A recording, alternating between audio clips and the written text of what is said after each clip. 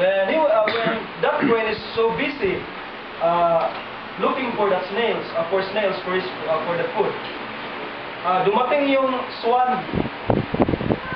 Doon, pumunta doon din sa tubig. Sabi ng namangha yung crane, sabi, ang ganda naman ng swan na ito. Tapos tinanong niya yung swan, sabi ng crane, "Where have you come from?" "Saan ka ba galing?" Sabi naman ng swan, "Galing ako sa langit. I come from heaven." Nagtaka yung crane, sabi niya, "Heaven? Where's that heaven? What is that heaven?" Sabi niya. Sabi naman ng swan, hindi mo alam yung heaven? Hindi mo pala alam yung heaven? Tapos, habang andun sila lumilitaw doon sa tubig, tumalang yung swan, napalimot sa kanya, sabi yung heaven, habang naglalangoy siya, sabi niya, yung heaven, ang lugar na kung saan yung daan, gold, may crystals, magaganda yung lugar, magaganda yung buhay doon.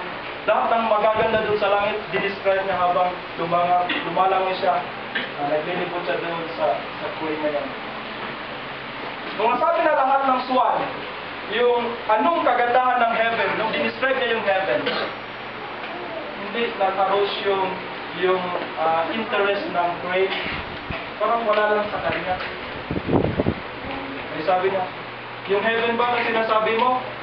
Bakit? Yung heaven ba na sinasabi mo, may snails ba doon? May snails ba doon?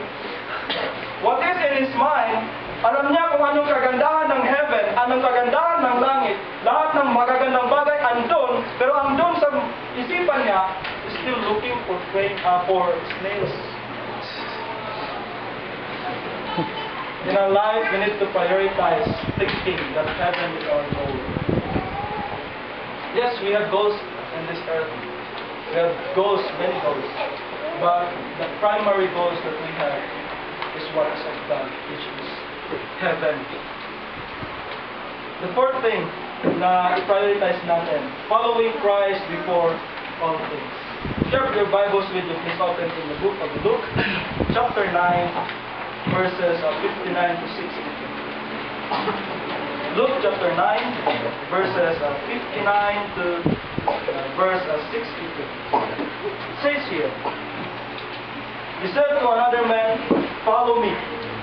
But the man replied, "Lord, first let me go and bury my father."